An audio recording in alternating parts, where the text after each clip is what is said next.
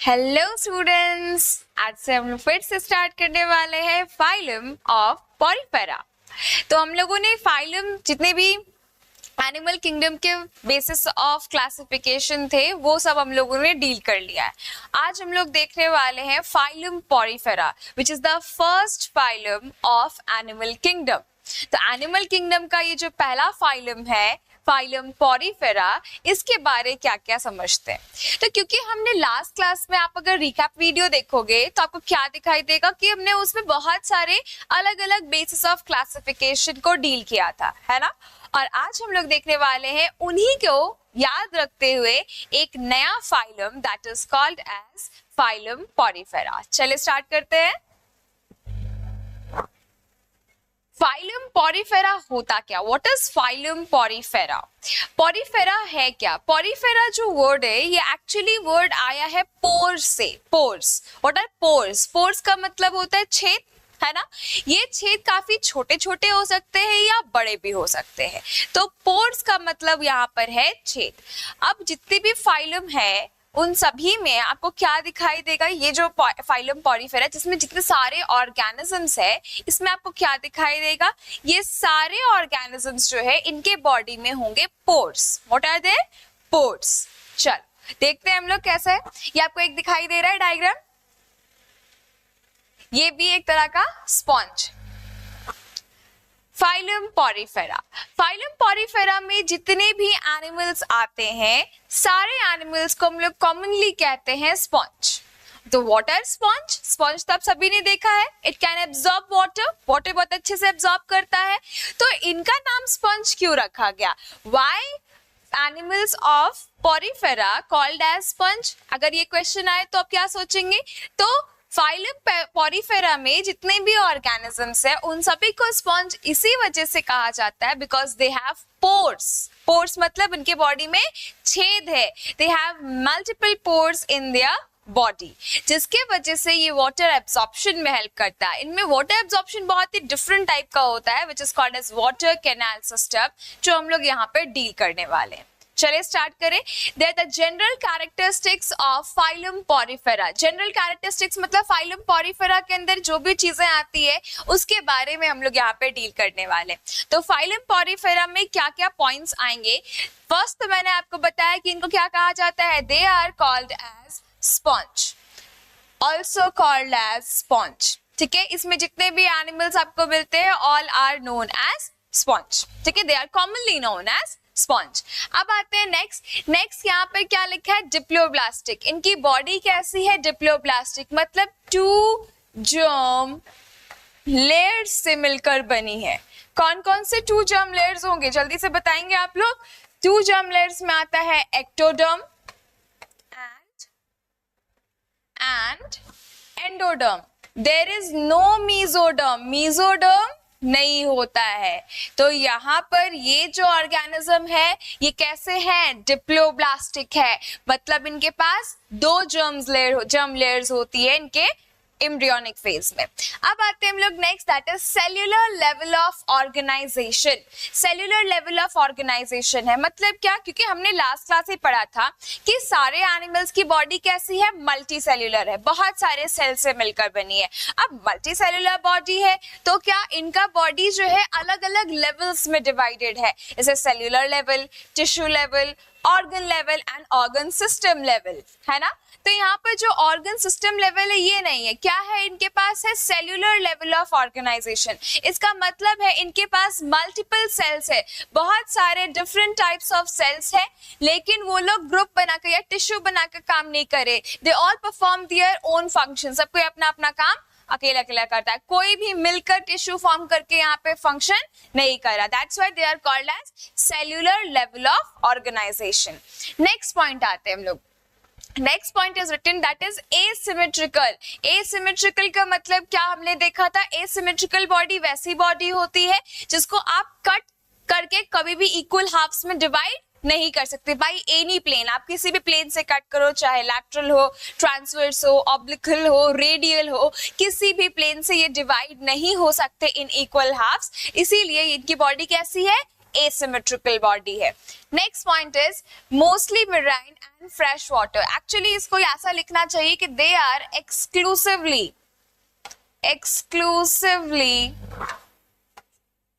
Aquatic. Exclusively aquatic का मतलब क्या होता है? सिर्फ और सिर्फ पानी में पाए जाएंगे। एक्वेटिक ऑर्गेनिज्म है, लैंड में नहीं, टेरेस्ट्रियल में नहीं पाए जाएंगे। लेकिन क्या है, इसमें मोस्टली मेराइन है, मतलब कि सॉल्टी वाटर में पाया जाएगा, ओशन वाटर, सी वाटर में ज्यादातर पाए जाएंगे, और बहुत ही कम, फ्यू आर फ्रेश वाटर। मतलब फ्रेश वाटर का मतलब क्या होता है बच्चे? तो फ्रेश वाटर में आपका आ जाता है रिवर, पॉन्ड, लेक, ये सारे आते हैं फ्रेश वाटर में। वेरएज मरीन वाटर या फिर मेराइन वाटर में क्या आता है? सी और ओशन। ओके तो ये हो गया हमारे पास ऑर्गेनिज्म, इनका हैबिटेट। ये कहाँ पाए जाएंगे? दे आर एक्सक्लूसिवली एक्वेटिक, और ये मेराइन वाटर में ज्यादातर बहुत सारे ऑर्गेनिज्म होते हैं, वेरएज कुछ ही ऑर्गेनिज्म जो है वो फ्रेश वाटर में रहना पसंद करते हैं। नेक्स्ट पॉइंट आते हैं, दे आर सेसाइल। सेसाइल का मतलब क्या है? सेसाइल आपके लिए न्यू वर्ड है ना? सेसाइल का मतलब होता है non motile. Sessile means non motile. Non motile का मतलब ये कभी भी मूव नहीं कर सकते, ये एक ही जगह पर चिपके रहेंगे। कहाँ से चिपकेंगे, किसके ऊपर चिपकेंगे? तो यहाँ पर they are attached to substratum. What is substratum? जब भी आपको वर्ड मिले सबस्ट्रेटम, तो सबस्ट्रेटम समझना, वो सबस्ट्रेटम एक ऐसा सब्सटेंस होगा जिसके ऊपर ये अपने आप को स्टिक करेंगे। अब सबस्ट्रेटम कुछ भी हो सकता है, चाहे रॉक हो, सी बेड हो, प्लास्टिक बॉटल्स हो, या कोई एनिमल, दूसरे एनिमल हो, कोरल्स हो, कुछ भी हो सकते हैं इनके लिए सबस्ट्रेटम। तो सबस्ट्रेटम वो चीज है जिसके ऊपर ये क्या है? अटैच होते हैं, because they are non motile, move नहीं कर सकते। तो ये सबस्ट्रेटम क्या है? सबस्ट्रेटम जो है ये एक वैसा एरिया है जहां पर क्या हो रहा है? जहां पर से ये मूवमेंट नहीं करेंगे, वहां पर अटैच रहेंगे, स्टिक रहेंगे, सेसाइल रहेंगे। ये एक सबस्ट्रेटम है। मान लीजिए रॉक इज अ सबस्ट्रेटम। अब इसी से ही क्या रिलीज हो रहा है? यहाँ पे आपको मैं दिखा रही हूँ एक स्पॉन्ज का figure. This sponge is called as Sycon और स्काइफा। इसका नाम है साइकिन या फिर स्काइफा भी कहते हैं। इसके पास क्या होता है? इसके पास एक लार्ज ओपनिंग है। ये जो आपको ऊपर में दिखा है, दिस इज लार्ज ओपनिंग है, और इनके बॉडी में बहुत सारे स्मॉल ओपनिंग्स या फिर आप कह सकते हो स्मॉल पोर्स भी होते हैं। ये देखेंगे इनके बॉडी में बहुत सारे स्मॉल पोर्स भी होते हैं। यहाँ पर नेक्स्ट पॉइंट हमारा यही आता है, दे आर सेसाइल के बाद दे हैव मल्टीपल और many pores in their body. इनके बॉडी में बहुत सारे पोर्स होते हैं। तो यहाँ पर आते हैं हम लोग नेक्स्ट पॉइंट में, many pores are present in their body. अच्छा एक स्किप हो गया, यहाँ पर सिलेंड्रिकल और वैस शेप की बॉडी होती है। इनकी बॉडी कैसी होती है? या तो सिलेंड्रिकल या वैस शेप की। वैस यू नो, बड़े बड़े फ्लावर पॉट्स होते हैं जो घर पे सजाने के लिए यूज किया जाता है ना, इनकी बॉडी ऐसे ही वैस शेप की। आप देख सकते हो डायग्राम में कैसे दिख रहा है, ऐसा वैस शेप का बॉडी दिखाई दे रहा है। तो वैस शेप की बॉडी होती है या फिर सिलेंड्रिकल बॉडी होती है इनकी, और इनके बॉडी में क्या है? Small pores. Small pores are called as ostia. छोटे छोटे जो छेद, इनका नाम क्या दिया है? स्मॉल पोर्स का नाम दिया है ऑस्टिया। दीज आर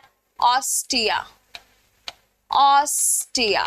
वेराज जो बड़ा वाला पोर है इसका नाम क्या है? Osculum. Large pore is osculum. Large pore generally large pore single ही होते हैं, मल्टीपल भी हो सकते हैं इन डिफरेंट स्पॉन्जेस, लेकिन साइकिन में लार्ज पोर एक ही होता है ऊपर की तरफ, और बाकी पूरे बॉडी में क्या है? छोटे छोटे पोर्स होते हैं, छोटे छोटे छेद होते हैं। ये जो स्मॉल पोर्स है इनको कहते हैं ऑस्टिया, वेरएज लार्ज पोर का नाम है ऑस्क्यूलम। इज इट क्लियर बच्चे, समझ में आया? नेक्स्ट पॉइंट बढ़ते हैं हम लोग कि इनके पास क्या है, इनके बॉडी के अंदर, बिकॉज ये इनका बॉडी कैसा है, वैस शेप का है, वैस शेप का है। आपने घर में देखा है ना वैस शेप, अगर वैस जो आपके घर में रहेगा उसके अंदर आपको क्या दिखाई देता है, एक खाली जगह होती है बीच में, that is called as central cavity. यहाँ पर भी एक सेंट्रल कैविटी है, सेंट्रल मतलब बीच में, बीचों बीच एक खाली जगह है। इस खाली जगह का नाम क्या है, spongocoel. The spongocoel present here, यहाँ पर आपको एक डायग्राम में दिखाती हूँ स्पॉन्जोसील के लिए। ये आप देख सकते हैं, ये डायग्राम आपको दिखाई दे रहा है, ये साइड साइड इसकी पूरी बॉडी है जहाँ पे सेल्स अरेंज है, और बीच में ये जो खाली जगह दिखाई दे रही है बच्चे, this is called as spongocoel. क्या है ये, स्पॉन्जोसील है। इज इट क्लियर और नॉट, इज इट क्लियर? यहाँ पर ये जो खाली जगह है, दिस एम्प्टी स्पेस और central cavity is called as spongocoel. सभी को समझ में आ रहा है स्पॉन्जोसील क्या है? क्योंकि ये मटकी की तरह है ना, वो वैसे ही वैस शेप की स्ट्रक्चर है जिसके बीच में क्या है, एक खाली जगह है, साइड साइड से पूरे सेल्स है और बीचों के बीच एक खाली जगह है। दिस खाली जगह, this central cavity is called as spongocoel. Next point आते हैं हम लोग, The body is covered by exoskeleton of spicules. Body किससे कवर है, exoskeleton of spicule. Now I want to tell you exoskeleton क्या होता है, पहले इसके बारे समझते हैं, ठीक है? skeleton क्या होता है बच्चे? skeleton का मतलब वो फ्रेमवर्क या वो सपोर्टिंग स्ट्रक्चर जो बॉडी को प्रॉपर शेप में लाता है। हमारे पास skeleton में क्या है, एंडोस्केलेटन है, मतलब अंदर से skeleton दिया है बोन्स का, है हमारे पास बोनी स्केलेटन है। वैसे ही इनके पास क्या होता है, इनके पास कोई अंदर से स्केलेटन है नहीं, बोन्स तो है नहीं, क्योंकि बोन्स तो बने ही नहीं है, ऑर्गन्स तो बने ही नहीं है। तो यहाँ पर इनको सपोर्ट कैसे दिया, इनकी बॉडी ऐसे स्ट्रेट कैसे है ना सोचने वाली बात, बिकॉज एनिमल सेल्स तो काफी सॉफ्ट एंड फ्लेक्सिबल होते हैं। ये प्रॉपर ऐसा शेप का बॉडी कैसे बन रहा है, ये बॉडी ऐसा ही क्यों बना? इसका प्रॉपर एक सपोर्ट सिस्टम दिया है, that support system is called as exoskeleton. इसमें बाहर से एक फ्रेमवर्क है, बाहर से एक सपोर्टिंग स्ट्रक्चर है, that is called as exoskeleton. Exo का मतलब है आउटर एंड स्केलेटन का मतलब जो फ्रेमवर्क हमें सपोर्ट के लिए रहता है। तो यहाँ पर एक्सोस्केलेटन क्या है, इसके बाहर में एक्सोस्केलेटन है, किस चीज का, स्पिक्यूल्स या spongin fibre. These are made up of protein fibres. ये स्पिक्यूल्स या स्पॉन्जिन फाइबर का बना होता है। आप ये वाले डायग्राम में थोड़ा सा यहाँ पे ध्यान देंगे, इसको मैं बड़ा करके दिखाती हूँ। ये डायग्राम में थोड़ा ध्यान देंगे, ये क्या है बच्चे, ये सारे वैस शेप के स्पॉन्जेस है, इसको हम लोग ग्लास स्पॉन्ज कहते हैं। ग्लास स्पॉन्ज में आपको क्या दिखाई दे रहा है, इसमें ये जो कांटे कांटे जैसा दिखाई दे रहा है, इसको अगर बड़ा करेंगे, देख रहे हो ऐसे ऐसे, ये क्रिस क्रॉस जैसा स्ट्रक्चर आपको दिखाई दे रहा है, यस और no, is it visible? Okay, ये जो है ये आपको क्या दिखाई दे रहा है, ये है हमारे पास स्पिक्यूल्स या स्पॉन्जिन फाइबर्स। दीज स्पिक्यूल्स या स्पॉन्जिन फाइबर ही क्या करता है, यही स्पिक्यूल्स या स्पॉन्जिन फाइबर ही इसको एक प्रॉपर स्ट्रेट फ्रेमवर्क देने में हेल्प कर रहा है। क्लियर हो गया यहाँ पर? ये ही स्पिक्यूल्स या स्पॉन्जिन फाइबर इसको एक प्रॉपर लेयर देने में हेल्प करता है। इसमें मोस्टली क्या होता है, मोस्टली इसमें प्रेजेंट होता है सिलिका, ठीक है? मोस्टली क्या प्रेजेंट है, ये स्पिक्यूल्स में सिलिका प्रेजेंट है। आपको इसका एक अगर बेसिक डायग्राम दिखाती हूँ, ये आपको एक प्रॉपर इसका बेसिक डायग्राम है कि स्पिक्यूल्स किस तरह से अरेंज होते हैं। ये दिखाई दे रहा है, स्पॉन्ज की ये वाली बॉडी है, इसके साइड साइड में क्या आपको दिख रहा है, स्पिक्यूल्स अरेंज है, ऊपर ऊपर भी है स्पिक्यूल्स अरेंज है। ये स्पिक्यूल्स क्या करते हैं, स्पॉन्ज को प्रॉपर एक फ्रेमवर्क देने का काम करते हैं, बाहर से उसका एक्सोस्केलेटन प्रोवाइड करते हैं। क्लियर? नेक्स्ट आते हैं हम लोग,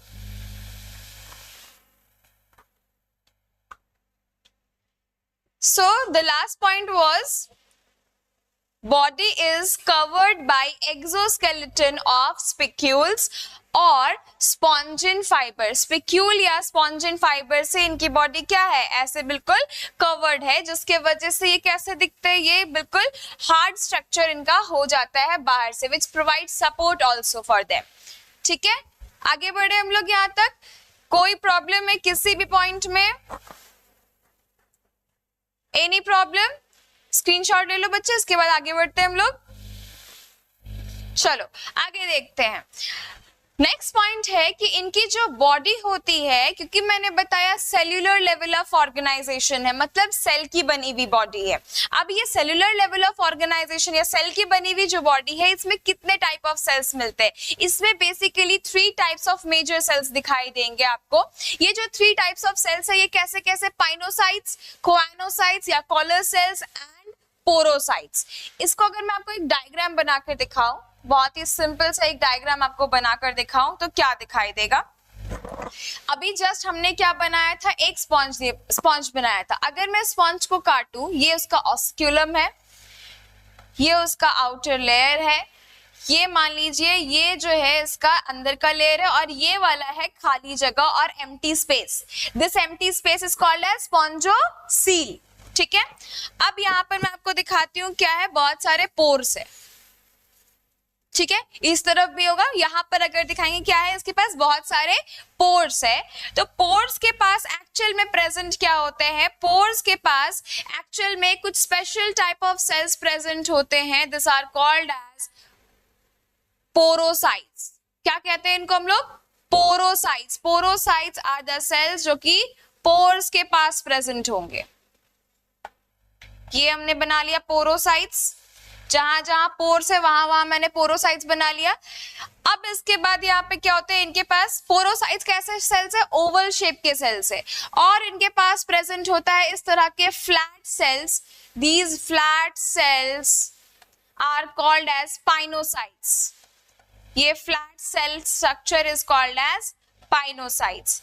और इनके इनर साइड में प्रेजेंट होते हैं स्पेशल टाइप ऑफ सेल। ये इस तरफ से ऐसे लाइन करके प्रेजेंट होंगे, जिसका नाम है,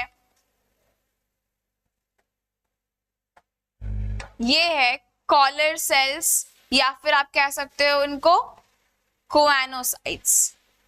कॉलर सेल्स या कोआनोसाइट्स। ये आपको समझाने के लिए मैंने इसका इनर वे में डायग्राम बनाया है। ये कॉलर सेल्स जो है ये इस तरह से अरेंज रहते हैं, और इनके पास होता है सीलिया। सीलिया का बेसिकली हेल्प क्या है यहाँ पर? सीलिया जो है वो क्या कर रहा है? वो वाटर का इनफ्लो कर रहा है। ये हम लोग अभी जस्ट पढ़ेंगे वाटर कैनाल सिस्टम में। यही सेम टू सेम डायग्राम इस तरफ भी होता है।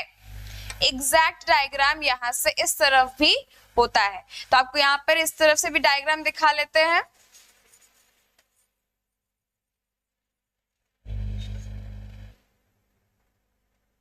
ये देखेंगे हम लोग, यहाँ पर डायग्राम मैंने बनाया है, इसको शिफ्ट कर सकते हैं।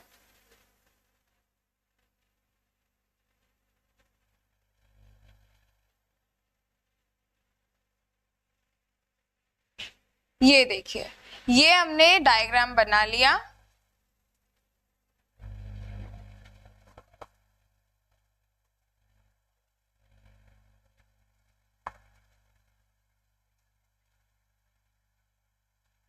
ये हो गया हमारे पास कोआनोसाइट्स, और कॉलर सेल्स के साथ साथ हमारे पास और जो 3 सेल्स है उन सभी का स्ट्रक्चर। तो ये हमारे दोनों तरफ होता है, मतलब कि ये पूरे के पूरे बॉडी सिस्टम में इस तरह से इसके पास प्रेजेंट होते हैं।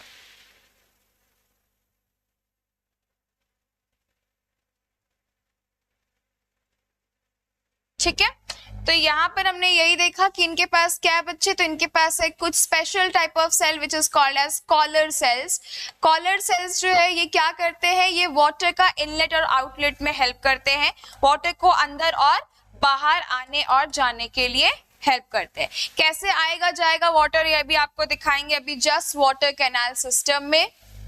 तो ये हमने देखा, ये एक स्पॉन्ज की बॉडी है। ये स्पॉन्ज की बॉडी आपको कैसे दिखाई दे रही? तो ये स्पॉन्ज की बॉडी जो है अंदर से ये खाली है, यस और नो? खाली है। अब मैं आपको लेबल करके दिखाती हूँ क्या क्या देखा। This is osculum, osculum. ये जो आपको दिखाई दे रहा है this is ostia, ostia, ostia means small pore. इसके बाद जो आपको यहाँ पर दिखाई दे रहा है ये क्या है? These are porocytes, porocytes. ये जो है दीज आर फ्लैट सेल्स और पाइनोसाइट्स।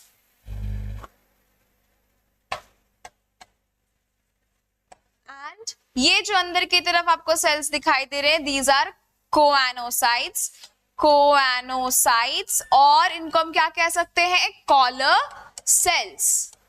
काफी इंपॉर्टेंट है collar cells, it is very very important. Collar cells याद रखेंगे, कॉलर सेल्स को, collar cells is very important. ठीक है, क्या इंपॉर्टेंस है इसका ये अभी हम लोग जस्ट देखने वाले हैं। तो ये आपको मैंने दिखाया है इनर डायग्राम या inner surface diagram of sponges. ठीक है, आते हैं हम लोग यहाँ पे नेक्स्ट पॉइंट में। नेक्स्ट पॉइंट हमारे पास क्या लिख रहा था, next point is written that water canal system for respiration, collection of food and removal of waste। water canal system से ये क्या करते हैं, ये collection of food करते हैं, respiration करते हैं मतलब exchange of gases करते हैं, and क्या कर रहे हैं ये removal of waste। तो चलो देखते हैं कैसे होता है। आपको एक यहाँ पर फ्लो चार्ट दिया है, इसको पढ़ने से पहले आपको मैं वाटर कैनाल सिस्टम इसी में समझाऊंगी, यही डायग्राम में समझेंगे। वाटर कैनाल सिस्टम कैसे होता है, वाटर कैनाल सिस्टम क्या क्या काम कर रहा है, तो ये सारी चीजें हम लोग देखने वाले हैं अभी। ये वाटर कैनाल सिस्टम में एक्चुअली एक ऐसा प्रोसेस है जो कि क्योंकि इनके पास कोई ऑर्गन नहीं है, कोई टिश्यू नहीं है, तो ये खाएंगे कैसे, ये इनके पास न्यूट्रिशंस कैसे जाएगा, ये सारा चीज जो है इनका वाटर कैनाल सिस्टम से ही होता है। कैसे होता है ये जस्ट अभी हम लोग देखते हैं। ये हो गया हमारा इनर डायग्राम और ये मैं बना रही हूँ वाटर कैनाल सिस्टम के लिए। ठीक है, चलो लेट्स सी। अब आपको पता है कि इसके हर तरफ क्या है बच्चे, वाटर ही वाटर है, यस और नो। इसके हर तरफ क्या है, वाटर ही वाटर है, यहाँ पर भी वाटर है, इधर भी वाटर है, तो इसके हर जगह पर क्या है, वाटर है। अब यहाँ भी वाटर है, यहाँ भी वाटर है, और ये कहाँ से अटैच है, तो आपको मैंने बताया है कि ये सबस्ट्रेटम से अटैच होते हैं, दिस इज सबस्ट्रेटम। ठीक है, अब यहाँ पर आप क्या समझ रहे हो कि जो भी वाटर आजू बाजू एरियाज में है उन वाटर में क्या है, तो वाटर में यहाँ पे प्रेजेंट है, क्या है, वाटर है। वाटर में क्या प्रेजेंट है, ऑक्सीजन, प्लस इसमें कुछ फूड पार्टिकल्स होंगे ना। फूड पार्टिकल्स क्या क्या हो सकते हैं, पार्टिकल्स हो सकते हैं, छोटे मोटे बैक्टीरियाज हो सकते हैं, छोटे मोटे फिशेस हो सकते हैं, लार्वा हो सकते हैं, या फिर बहुत सारे एग्स, कुछ एग्स हो सकते हैं, या कुछ डेड रिमेन्स हो सकते हैं, तो बहुत कुछ होगा वाटर में खाने लायक। यहाँ पर ये क्या करते हैं, फूड पार्टिकल्स से सभी को एब्जॉर्ब करते हैं अपने अंदर। कैसे एब्जॉर्ब करेंगे, तो आप देखो ये जो इनके पास ऑस्टिया है, इनके ऑस्टिया से वाटर जाएगा अंदर। ऑस्टिया से वाटर कहाँ जा रहा है, अंदर की तरफ। ये वाटर लेकर क्या जा रहा है, फूड पार्टिकल्स है, ऑक्सीजन लेकर जा रहा है। जो भी वाटर यहाँ पर अंदर गया, अंदर जो भी वाटर यहाँ पर भरेगा, ये सारा का सारा वाटर अब क्या करेगा, इसमें जो भी फूड पार्टिकल्स है वो सब के सब एब्जॉर्ब हो जाएंगे। क्या क्या था यहाँ पर, चलो यहाँ पे लिख लेते हैं। यहाँ पर क्या था, फूड पार्टिकल्स थे, ऑक्सीजन था, ये सब सेल्स अपने अंदर क्या कर लेंगे, सेल्स एब्जॉर्ब कर लेंगे। और क्या होगा, ये सारे cells CO2 means carbon dioxide plus जो भी वेस्ट है बॉडी का वो भी इसी पानी में डाल देंगे। एरो से समझ रहे हैं आपकी, यही वाटर में क्या डल गया, जो वाटर स्पॉन्जोसील में भरा उसी में सारा वेस्ट पार्टिकल्स भी डल गया, जिसके वजह से अब यहाँ पर क्या होगा, ये जो भी स्पॉन्जोसील में है वो सबके सब अब क्या हो गए, वेस्ट वाटर हो गए या वेस्ट प्रोडक्ट्स हो गए, उसको अब निकालना है। ये देखेंगे, ये इस तरह से क्या है इसका, ये इस तरह से यहाँ पे आपको क्या दिखाई दे रहा है, यहाँ पर इसके सीलिया है, सीलिया इस तरह से पुश करेंगे। ठीक है, कॉलर सेल्स की जो सीलिया है वो वाटर को पुश करेंगे ऊपर की तरफ, ये मूवमेंट चलेगा। ये सीलियरी मूवमेंट से वाटर कहाँ जाएगा, ये ऊपर की तरफ पुश होगा और अल्टीमेटली ये कहाँ निकलेगा, ऑसिक्यूलम से होते हुए बाहर। ऑसिक्यूलम से होते हुए ये वाटर कहाँ निकल जाएगा, बाहर। क्लियर है, तो ये होता है water canal system of sponges. ठीक है, समझ में आया सभी को, water canal system of sponges, ये water canal system of sponge है। तो आई होप आपको दोनों समझ में आएंगे। इसी का एक जो हमने चार्ट यहाँ पे बनाया था, फ्लो चार्ट, इसको हम लोग देखेंगे। क्या लिखा है इसमें, वाटर कैनाल सिस्टम में क्या हो रहा है, वाटर जो है, water filled with food and oxygen entered by ostia, ostia के थ्रू अंदर गया। Next absorb by cells, cells ने एब्जॉर्ब किया। Remove all the waste and CO2, सारे वेस्ट और CO2 को फिर रिमूव किया वही स्पॉन्जोसील में, और स्पॉन्जोसील से वो वेस्ट वाटर जो है वो रिमूव हो गया by osculum. This is called as water vascular system. Clear है बच्चे? आगे बढ़ते हैं हम लोग। नेक्स्ट पॉइंट क्या है हमारे पास, इनका डाइजेशन कैसा है, इंट्रासेल्युलर डाइजेशन है, मतलब डाइजेशन कहाँ हो रहा है, सेल के अंदर। Digestion inside each cell, inside each cells, हर सेल के अंदर क्या हो रहा है, डाइजेशन हो रहा है, इंट्रासेल्युलर डाइजेशन होता है। ठीक है, नेक्स्ट आते हैं, इनका रिप्रोडक्शन कैसा होता है, एसेक्सुअल रिप्रोडक्शन बाय फ्रैगमेंटेशन और बर्डिंग, बर्डिंग और फ्रैगमेंटेशन से इनका रिप्रोडक्शन होगा, asexual reproduction. Then they are hermaphrodite. हाँ, ये आया हमारे लिए एक new word, this is a new word for us. हाँ या ना, आपने इससे पहले कभी सुना है ये वर्ड, हर्माफ्रोडाइट? हर्माफ्रोडाइट का मतलब क्या होता है, हर्माफ्रोडाइट का मतलब होता है वैसे ऑर्गेनिज्म या वैसी बॉडी जिसमें मेल और फीमेल दोनों ही सेम बॉडी में प्रेजेंट है। मेल और फीमेल का मतलब क्या, male part and female part both present in a same body, they are called as hermaphrodite. या आप इसको कह सकते हो सेक्सेस नॉट सेपरेट। जैसे कि आप देखो ह्यूमन में मेल बॉडी अलग है, फीमेल बॉडी अलग है, बट इसमें क्या होता है, एक ही बॉडी में मेल ऑर्गन्स भी है, फीमेल ऑर्गन्स, या मेल पार्ट भी है और फीमेल पार्ट भी है। सेक्सुअल रिप्रोडक्शन अगर करेगा तो एक ही बॉडी स्पर्म भी बनाएगी और ओवम भी बनाएगी। Is it clear? तो यहाँ पर यही हम देख रहे हैं कि ये कैसे हर्माफ्रोडाइट है, सेक्सेस सेपरेट नहीं है, इसमें मेल एंड फीमेल पार्ट्स जो है दोनों के दोनों present in a same body. अगर हर्माफ्रोडाइट का दूसरा नाम बोले तो हमने ऐसा कह सकते हैं, दे आर बाइसेक्सुअल और मोनीशियस, बाइसेक्सुअल और मोनीशियस। बाइसेक्सुअल और मोनीशियस का मतलब है एक ही बॉडी के अंदर दोनों होगा, male part as well as female part.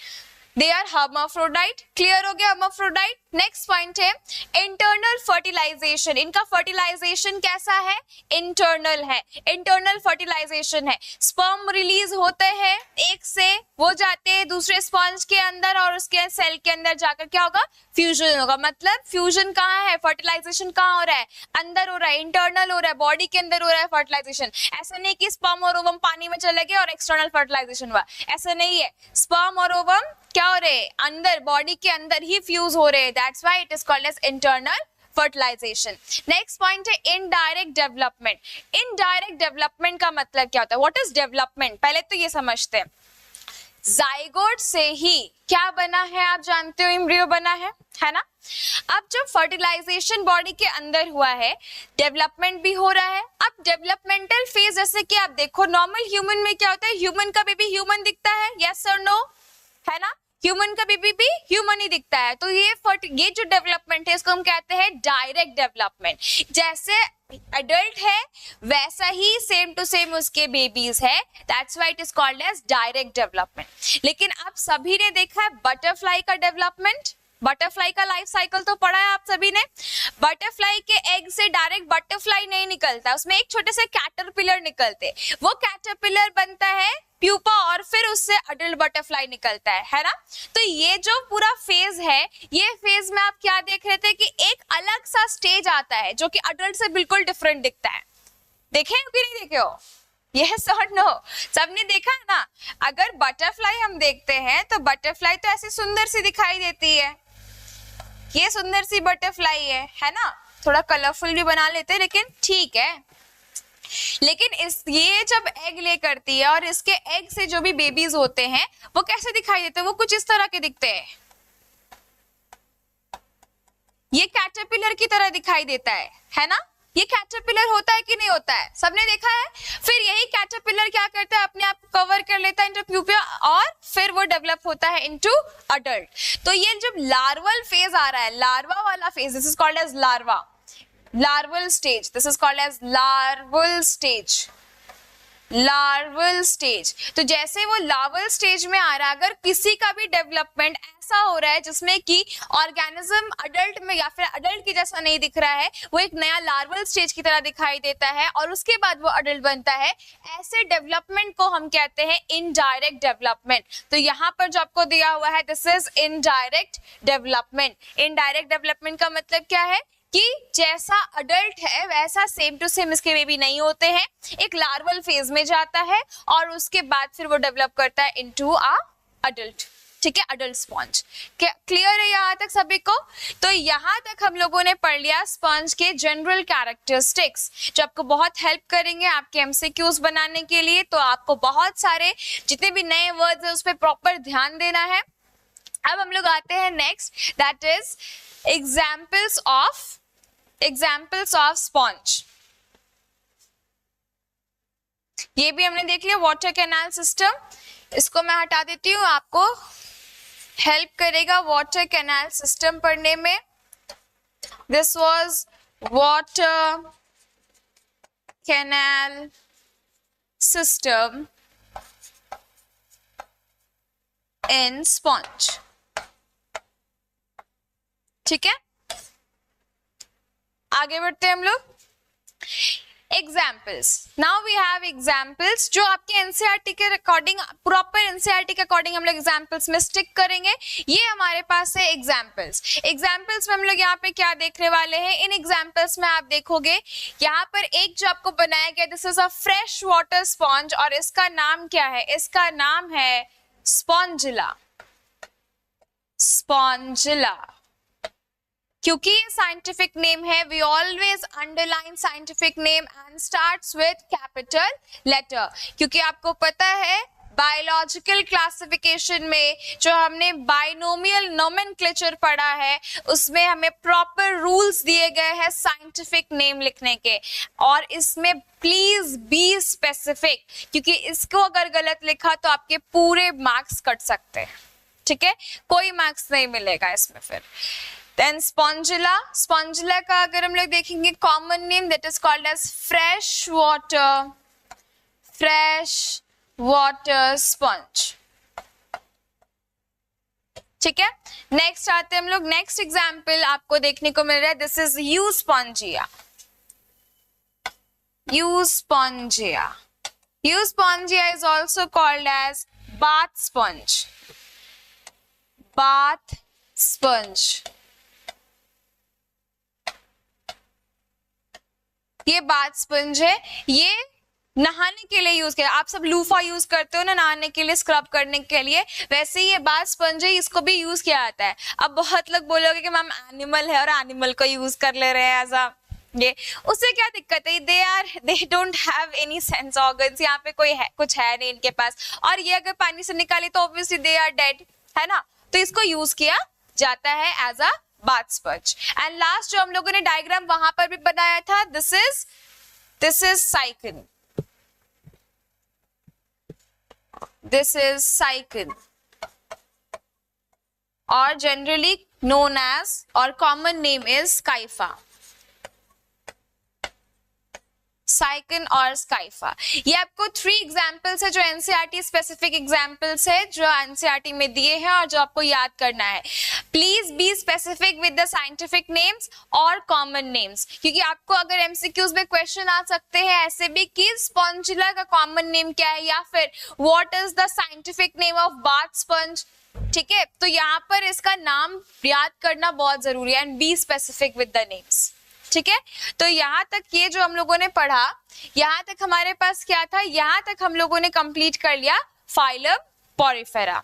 I hope आपको वीडियो समझ में आया होगा। आपको मैं वाटर कैनाल सिस्टम दिखाऊंगी। ठीक है, चलो देखते हैं वाटर कैनाल सिस्टम। चलो देखते हैं हम लोग वीडियो।